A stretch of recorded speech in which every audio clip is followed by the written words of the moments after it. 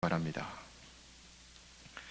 오늘 말씀을 나누기 전에 먼저 지난 주간에 우리 텍사스 남부 유벨리라고 하는 작은 도시에서 있었던 초등학교 총격 사건을 기억하면서 함께 잠시 우리 눈을 감고 조용히 기도하겠습니다. 어린아이들 19명과 교사 2명을 포함해서 21명의 생명이 떠나갔습니다. 우리 그 영들을, 그리고 자녀를, 가족을 잃은 가족들의 아픔을 위로하면서 주의 영이 함께 해주시기를 우리 잠시 기도하겠습니다.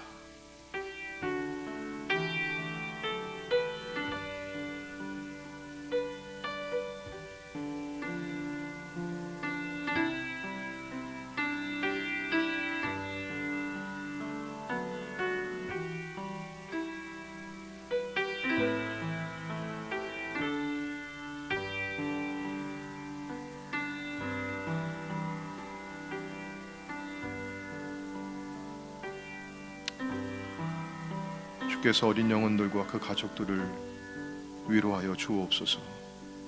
우리 주 예수님의 이름으로 기도합니다. 아멘. 제가 보았던 책 가운데 The Wisdom of Teams라고 하는 책이 있습니다. 이 책에서는 뉴욕주에 있는 브리치 햄프턴이라고 하는 작은 도시에 있는 고등학교 농구팀을 소개합니다. 그 농구팀의 이름이 킬러비스입니다. 이 농구팀에 관한 이야기가 영화로도 제작이 되었는데요. 1980년대, 벌써 오래전 일이죠. 이 팀이 164승 32패라고 하는 경이적인 기록을 세우고 뉴욕 스테이트 챔피언십에 플레이오프에 6번 진출을 하고 2번 우승을 하고 2번은 세미파이널까지 진출을 합니다. 놀라운 것은 브리치 햄프턴이라고 하는 이 도시는 햄프턴이라고 하는 베케이션 도시에 백인들이 사는 여름에 찾아오는 휴양지 옆에 있는 작은 흑인 마을입니다. 그래서 그 마을의 사람들은 자신들이 세컨 시리즌, 이류 시민이라고 하는 그런 패배감에 젖어 있었는데요. 전체 인구가 한 1,500명 정도 되는 작은 도시고, 고등학교 학생 수는 한 40여 명, 남자애들은 그 절반인 20명 정도. 그러니까 이 농구팀은 5명이 경기하는 스포츠인데 전체 팀원 수가 7명을 넘어선 적이 없다고 해요. 7명이 정말 킬러 비스, 벌떼처럼 공격하고 벌떼처럼 모여 수비하고, 어느 한 특출난 선수에 의존하지 않습니다. 아주 키가 큰 장신 선수가 없었고요. 이 학교에서 NBA 프로농구에 뽑혀간 그런 유명한 선수가 없었다고 해요. 그래서 이 팀의 경기를 두고 팀 바스켓볼, 우리말로는 벌떼 농구, 그렇게 보시면 될 것 같아요. 그래서 혼자보다는 여럿이 힘을 합쳐서 팀을 이루어서 시너지 효과를 내어서 큰 일을 이루었다, 그런 예로 사용하고 있습니다. 이 책에서 저자는 팀을 이렇게 정의를 해요. 이 정의에 보게 되면 팀은 상호 책임을 나누고 또 공동의 목적과 목표를 향해서 함께 나아가는 그룹입니다. 같이 운동을 한다고 해서 다 팀은 아니에요. 또 같이 한 공간에서 함께 일을 한다고 해서 다 팀은 아닙니다. 팀이라고 하는 이름은 가질 수 있어요. 회사에서 무슨 팀 이렇게 태스크 포스를 구성하든지 팀이라고 하는 명칭을 부여할 수 있고, 우리 교회에서도 사역을 하면서 새가족 영접팀, 이런 식으로 팀이라고 하는 이름을 붙일 수가 있어요. 그런데 팀이 되려고 한다면 같은 방향과 목적지를 향해 나아가고, 책임도 같이 나누고, 그의 성과도 같이, 기쁨도 함께 나누고요. 무엇보다 팀 스피릿이 있어야 합니다. 팀 정신이 있어야 합니다. 예전에 한국에서 군생활 하신 분들은 그 미군과 한국군이 서로 합동을 해서 훈련했던 팀 스피릿 훈련이라는 걸 기억할 겁니다. 미군과 한국군이 국적이 다르고, 인종이 다르고, 언어가 다르고, 문화가 다르고, 어떤 군대의 체계가 다르다 할지라도 한 팀이 되어서 팀 스피릿을 공유하고 적군에 맞서서 평화를 지키려고 하는 그런 훈련이었습니다. 팀 스피릿이 중요합니다. 끈끈한 동지애가 있어야 합니다. 이 책에 있는 그래프를 제가 하나 준비했는데요. 이 그래프를 보시면은 수도팀이라고 하죠. 이름뿐인 팀이에요. 그냥 사람들만 모아놓은 겁니다. 이 팀은 성과가 없어요. 그런데 팀 maturity, 팀이 성장한다, 성숙한다고 하는 것은 더 끈끈한 팀이 되어 간다는 것이고, 함께 더 협력하고 시너지가 있다고 하는 것이죠. 그러면은 퍼포먼스 임팩트가 높아지는 겁니다. 전도서를 보면 우리 성경에서도 이와 비슷한 구절을 발견하겠죠. 전도서 4장 9절부터 12절입니다. 제가 표준 서변역으로 준비를 했는데 여러분이 같이 읽으면서 더 쉽게 읽으실 수 있을 겁니다. 같이 한번 읽어볼까요? 시작. 혼자보다는 둘이 더 낫다. 두 사람이 함께 일할 때 더 좋은 결과를 얻을 수 있기 때문이다. 그 가운데 하나가 넘어지면 다른 한 사람이 자기의 동물을 일으켜 줄 수 있다. 그러나 혼자 가다가 넘어지면 딱하게도 일으켜 줄 사람이 없다. 또 둘이 누우면 따뜻하지만 혼자라면 어찌 따뜻하겠는가.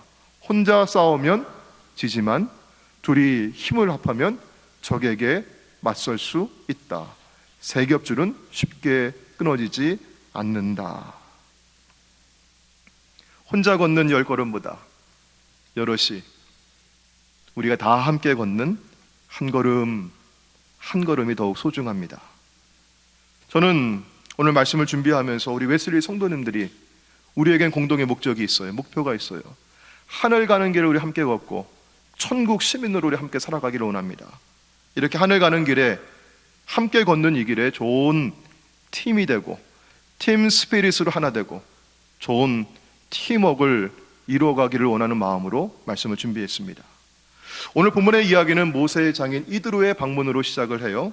이드로는 성경에 보면 르우엘이라고 하는 이름으로도 등장을 하는데 미디안의 제사장이었습니다. 모세가 애굽에서 사람을 죽이고 미디안 광야로 도망했을 때 이 이드로가 이 모세를 함께 40년 동안 지내면서 자기 딸을 주어 사위로 삼습니다. 모세의 장인이었습니다. 모세의 장인 이드로가 이제 모세가 백성들을 이끌고 가나안 땅을 향해 가기 위해서 신광야길을 걷고 있다고 하는, 광야에 있다고 하는 얘기를 듣고 미디안에서 모세의 아내와 두 아이를 데리고 찾아옵니다. 그리고 모세는 마중을 나가서 반갑게 인사를 하고 그리고 장막에 들어와서 그동안 있었던 일들을 쭉 이야기를 해요. 이야기를 다 듣고 나서 이드로가, 미디안의 제사장 이드로가 여호와 하나님을 찬양합니다. 하나님은 여호와는 모든 신보다 위대하시다. 모든 신보다 크시다. 이런 찬양을 해요. 다음날 이드로는 사이가 어떤 일을 하는지, 어떻게 일을 하는지 궁금했는지 사이가 일하는 일터를 찾아갑니다. 이드로가 가만히 살펴보니까 모세는 백성들을 재판하느라고 하루 종일 앉아있고 백성들은 아침부터 저녁까지 모세의 곁에 서서 모세가 하는 일들을 지켜보고 있고 순서를 기다리고 있습니다. 모세 한 사람이 그 많은 이스라엘 백성들을 다 재판하고 그들의 이야기를 다 들어줘야 했고 일을 처리해야 했기 때문에 모세는 하루 종일 재판만 하며 지쳐 있었고 백성들은 기다리느라고 줄을 서 있었다고 하는 말이죠. 여러분, 어떤 일이 생겼을까요? 모세는 가중한 업무에 피로를 느끼고 그럴수록 일의 효율성은 더 떨어지고 백성들은 종일 서 있느라고 불평이 늘어나고 원망이 늘어났습니다. 이런 일을 보면서 이드로가 모세에게 이런 말을 해요. 내가 하는 것이 옳지 못하다.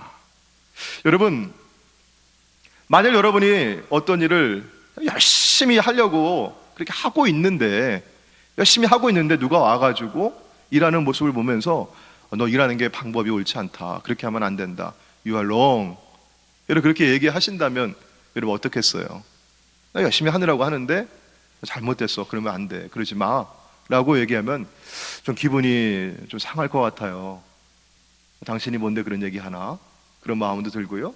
근데 여러분, 심리학자들은 우리가 누군가 나에게 어떤 말을 할 때 이걸 두 가지로 해석하고 받아들이면 마음에 상처받지 않고 도움이 된다고 해요.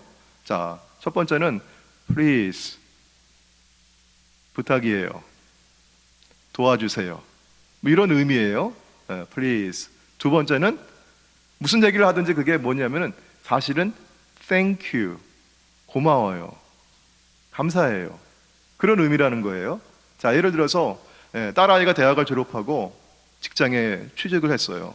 엄마 고마워요 하고 명품 가방을 하나 사가지고 왔어요. 굉장히 비싼 거예요. 근데 엄마가 그걸 받고 뭐라고 얘기해요? 야이 정신 나간. 그 다음에 말은 제가 생략을 할게요, 여러분. 집에서 딸아이한테 야이, 야 정신 나간, 야 이게 얼마짜리인데 이걸 사가지고 와, 그렇게 얘기를 했어요. 그러면 여러분, 엄마의 말은 딸은 그걸 어떻게 받아들이면 좋아요? 엄마 나한테 욕하네. 엄마 나한테 정신 나갔다고 미쳤다 그러네. 내가 이렇게 엄마 사랑해서 이 귀한 선물 내가 돈 들여 사왔는데 엄마 나한테는 정신 나갔다고 욕하시네. 그렇게 받아들이면 내 정신 건강에 해롭다는 거예요. 그게 어떻게 받아들이래요? 그걸요? Thank you. 딸아 너무 고맙다. 알고 내가 내 딸을 잘 키웠지. 잘 키웠으니까 이렇게 좋은 선물도 사왔네. 고마워 딸. 그렇게 받아들이면 된다는 거예요. 아니면 어떤 얘기예요? Please, 딸아 이거 고마운데 그래도 야 너 대학 다니느라고 학자금 론 갚아야 되잖아. 그리고 너 시집 가려면은 돈도 모아야 되는 거 아니니? 야 부탁이다. 엄마 이거 마음만으로도 고맙다. 이제 돈 모아고 전략해라. Please, 부탁이야. 여러분 그렇게 둘 중에 하나로 받아들이면 되는 거예요. 자, 이대로 장인이 와서 모세에게 You are wrong. 네가 하는 일이 옳지 못하다라고 얘기했다고 하면 여러분 모세를 비난하거나 타박하기 위해서 하는 말이 아니라 여러분 어떻게 받아들이면 되겠어요?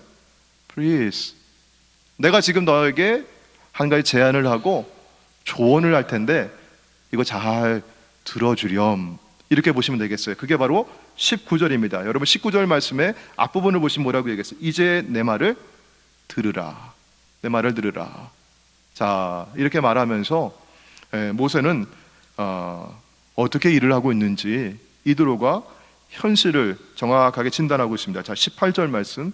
너와 함께한 이 백성이 필경 기력이 쇠하리니 이 일이 내게 너무 중함이라. 내가 혼자 할 수 없으리라. 이제 내 말을 들으라. 내가 내게 방침을 가르치리니. 그래서 너 혼자 할 수 없다. 혼자 할 수 없으니까 어떻게 하라는 거예요? 팀을 이루자는 거예요. 팀을 이루어서 함께 시너지 효과를 내고 함께 감당하면 여러분 백지장도 맡들면 낫다. 이런 속담이 있잖아요. 자, 모세가 얼마나 힘들었던지 이 비슷한 이야기, 동일한 사건을 기록하고 있는 민수기 11장에서는요 그 어떤 일이 있었는지 구체적인 이야기가 있어요. 백성들이 모세에게 와서 아주 일만 있으면, 힘들고 어려운 일만 있으면 모세에게 와서 원망하고 투덜거리고 그랬거든요. 먹을 게 없다는 거예요. 그리고 고기가 먹고 싶다는 거예요. 와가지고 불평을 하니까, 원망을 하니까 그거 듣고 그걸 처리하는 모세가 얼마나 고달프고 힘들었는지, 얼마나 마음이 상했는지, 얼마나 마음이 지쳤는지 하나님 앞에서 모세가 이렇게 탄식을 합니다. 자, 민수기 11장 14절과 15절입니다. 우리 모세의 심정이 되어서 감정이입을 해서 한번 성경을 한번 읽어보도록 할게요. 여러분 모세와 같은 거예요 지금. 자, 읽어보겠습니다. 시작. 책임이 심히 중하여 나 혼자는 이 모든 백성을 감당할 수 없나이다.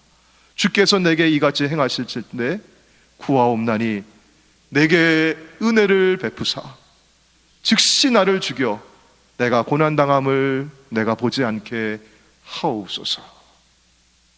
모세가 얼마나 힘들었던지, 죽을 만큼, 죽고 싶을 만큼 힘들었다고 합니다.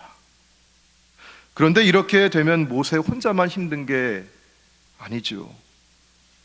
모세와 함께하고 모세를 따르는 백성들도 다 기력이 쇠하고 힘들어할 겁니다.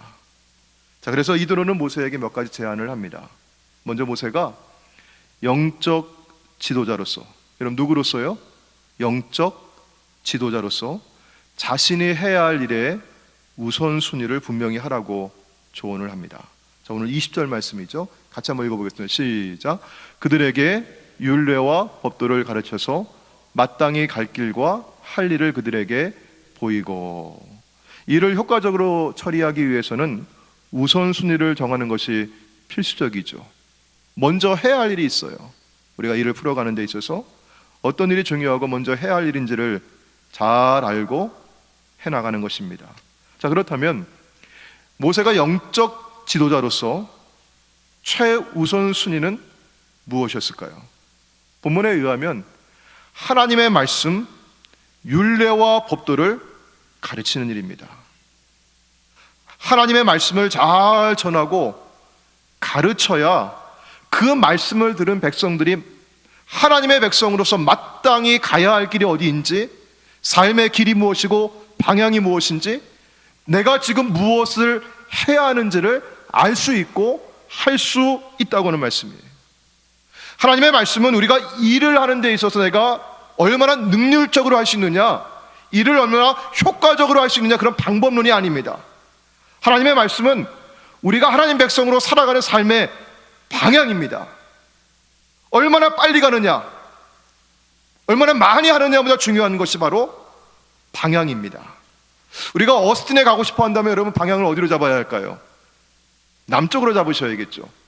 근데 어느 분이 야, 나는 해 뜨는 동쪽이 좋더라 하면서 동쪽으로 열심히 달려가고 있는 거예요. 그러면서 야, 2시간, 3시간, 4시간 달려왔으니까 이만하면 어스틴에 와야 하는데 왜 어스틴에 안 오지? 그러는 거예요. 어디로 가고 있어요? 타일러 가고 있는 거잖아요. 동쪽으로. 방향이 중요합니다. 하나님의 말씀이 바로 그런 방향이죠. 하나님의 말씀을 잘 가르쳐서 백성들이 마땅히 가야 할 길과 해야 할 일을 알게 하라는 것이에요. 자, 두 번째 이드로의 조언은 이제 실제적인 조언이 나오는 것입니다. 자, 혼자 감당할 수가 없으니 팀을 이루어라. 그래서 믿을 만한 사람들을 지도자로 세워서 그들에게 짐을 나누어 주라고 하는 것이에요. 자, 오늘 21절과 22절 말씀 보시겠습니다. 자, 너는 또 여러분 누구 가운데서 사람들을 선택하라고 하죠? 온 백성 가운데서. 지난주 말씀 가운데 초대교회 7 집사를 선출할 때에도 여러분 누구 가운데서? 다른 지역에서, 다른 교회에서 사람들을 빌려오거나 뽑아오라는 걸 하지 않았어요. 너희 가운데서, 온 백성 가운데서, 바로 우리 가운데 하나님 세우시는 일꾼들이 있습니다. 너희 가운데서, 온 백성 가운데서 능력 있는 사람들을 잘 살펴서 세우라고 했습니다.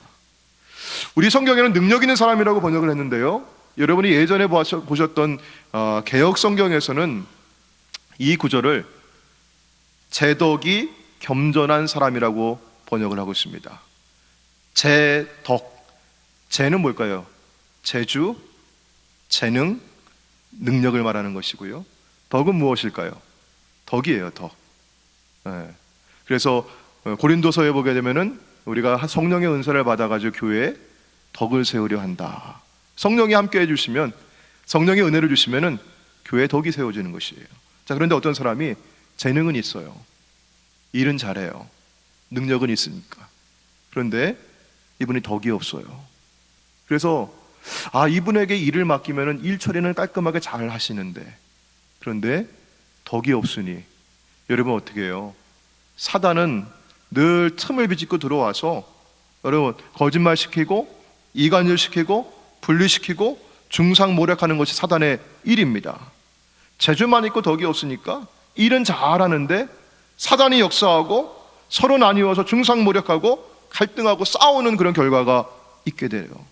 그래서 성경은 하나님의 일을 하는 일꾼들은, 지도자들은 재주와 함께 능력과 함께 덕을 겸비한 사람이 되어야 된다. 이게 바로 능력 있는 사람이라고 소개하고 있습니다. 자, 능력 있는 사람들을 오늘 구체적으로 보시면은 3가지 내용으로 말씀하고 있어요. 첫 번째는요, 두 번째 줄에 보시면은 하나님을 두려워하는 사람입니다. 세상적으로 힘이 아무리 많고 권세 있는 자라 할지라도 하나님을 두려워하지 않는 사람은 그는 선한 일꾼이 될 수가 없어요. 두려워한다고 하는 말은 뭐 벌벌벌벌 떨다는 그런 의미가 아니라 하나님을 존경한다, 하나님을 경외한다고 하는 표현입니다. 자, 여러분, 그러면 여러분이 하나님을 경외하는 그 마음이 외적인 모습으로 드러나는 것이 무엇입니까? 워십입니다. 예배입니다. 그래서 하나님을 두려워하는 사람은 예배하는 사람이에요. 이게 어쩌다 한번 이례적으로 한두 번 하나님 경외하고 하나님을 두려워한다는 모습이 아니라 하나님을 경외하고 두려워하는 예배하는 삶이 늘 습관이 되고 몸에 배어있는 사람입니다. 첫 번째는 뭐라고요? 예배. 두 번째는 진실한 사람이라고 했죠. 이 진실이라고 하는 에메트라고 하는 히브리어는 전능하신 하나님께서 왕이 되어 영원히 다스리신다는 의미를 가지고 있어요. 자, 그러니까 진실한 사람은, 진리의 사람은 하나님의 다스림과 통치 아래 순종하는 사람입니다. 예비하는 사람, 순종하는 사람. 세 번째, 불의한 이익을 미워하는 사람이에요. 불의한 이익은 정당한 노력이나 방법을 얻은 물질이 아니에요.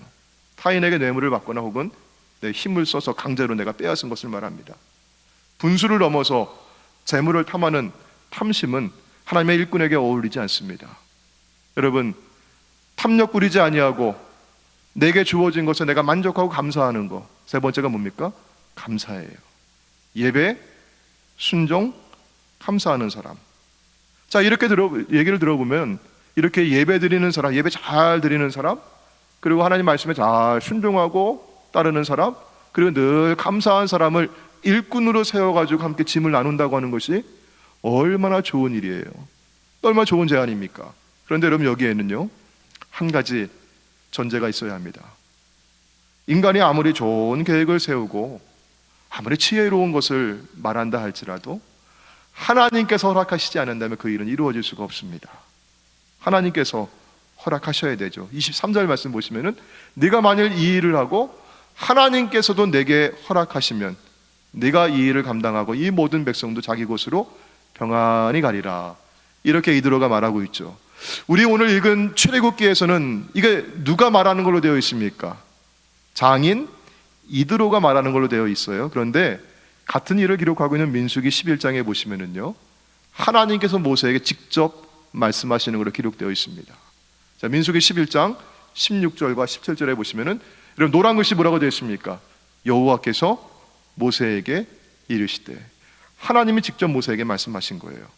이스라엘의 어른들 중에 네가 알기로 백성의 장로와 지도자가 될 만한 능력 있는 사람, 재능과 덕을 겸비한 사람 70명을 모아서 데리고 회막 앞에 이르러서 너와 함께 거기에 서라.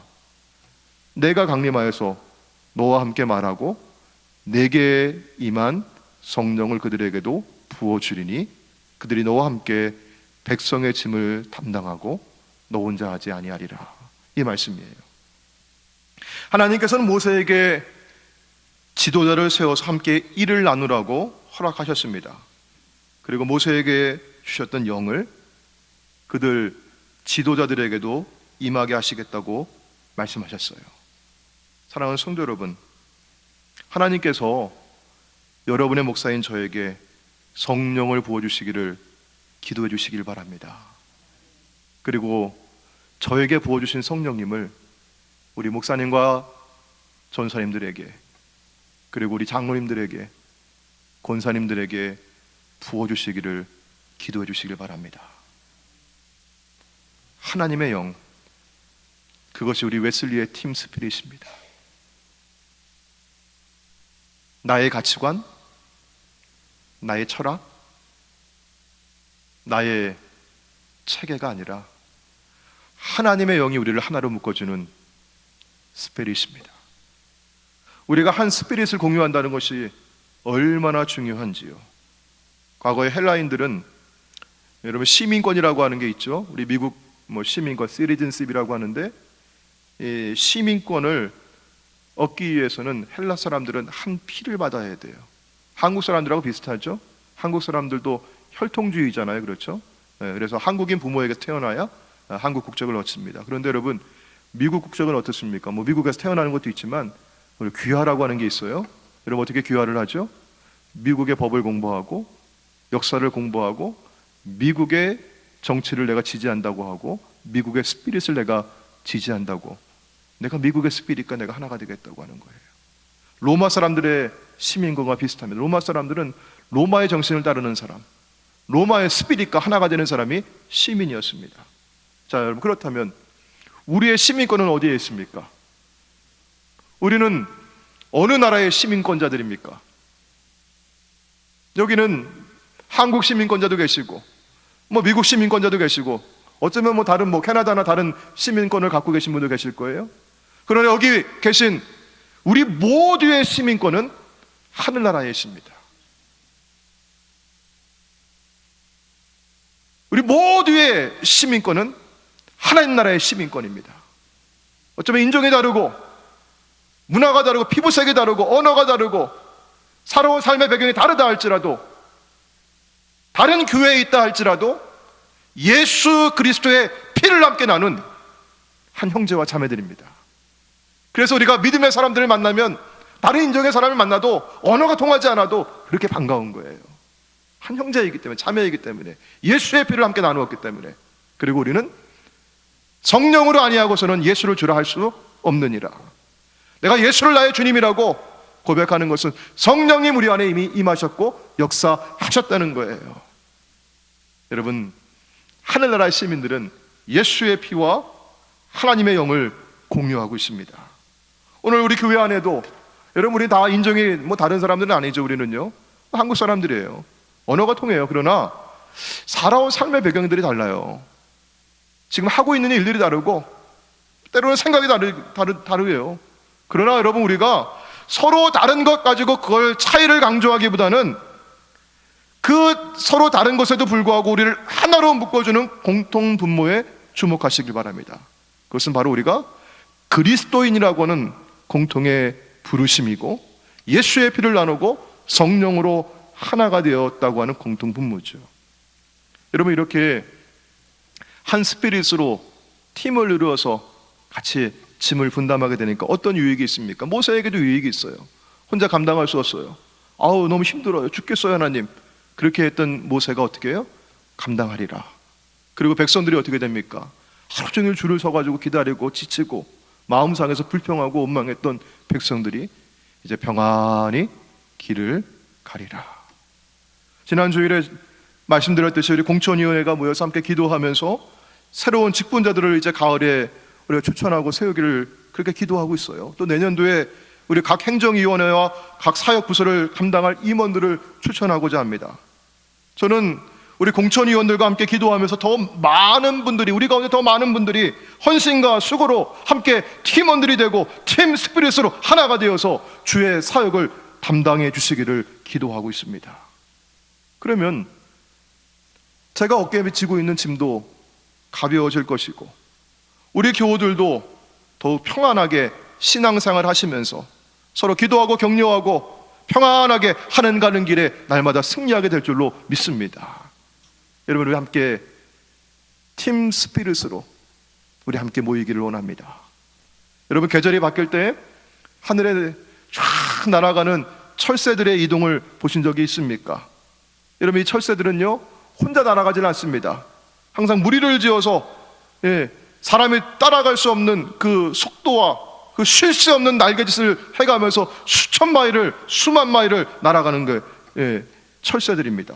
근데 여러분, 이 철새들이 무리를 지어갈 때 대형을 이루어서 갑니다. 어떤 모양이냐면 이 삼각형 모양을 이루어서 갑니다. 꼭지점에 이게 한 새가 쫙 날아가고 그 뒤에 이 삼각형 피라미드 모양으로 새들이 대형을 이루어서 날아갈 때, 여러분 어떻게 그 뒤에 따르는 새들은 공기 저항을 덜 받고, 그리고 어떻게 해요? 앞에서 날개짓을 힘차게 할 때마다 상승 기류를 타고 내가 좀 덜 힘들어도 그렇게 길을 쫙 날아갈 수 있다는 거예요. 먼 길을. 그러면 여러분, 맨 앞에 있는 공기 저항을 다 받고 있는 꼭지점에 있는 리더는 계속 그렇게 갈 수가 없어요. 그럼 어떻게 돼요? 이거를요 바꾸어줘요. 철새들이 서로 바꿔주는 거예요.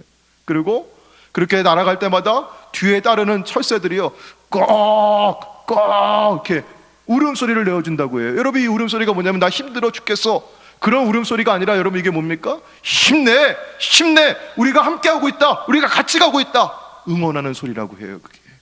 사랑하는 성도 여러분, 우리가 함께 하늘나라 가는 이 길을 같이 걸어가시면서 우리가 교회라고 하는 그 본분과 사명을 함께 감당하고 복음을 전하고 우리 예수를 전하는 이 일 가운데 우리 같이 하기를 원하는데요, 여러분, 우리가 서로를 같이 격려해주고 응원해주는 그 소리가 뭘까요? 우리 같이 기도하는 소리예요. 함께 기도하는 소리. 웨슬리 교회 가운데 늘 함께 위로하시고 격려하시고 서로 힘을 북돋아주는 그런 주님께 하는 그런 기도의 소리가 끊이지 않는 우리 교회가 될 수 있기를 원합니다. 하나님께서 부어주시는 하나님의 영, 웨슬리의 팀 스피릿으로 하나가 되어서 우리 힘차게 나아가시기를 주의 이름으로 축원합니다. 아멘.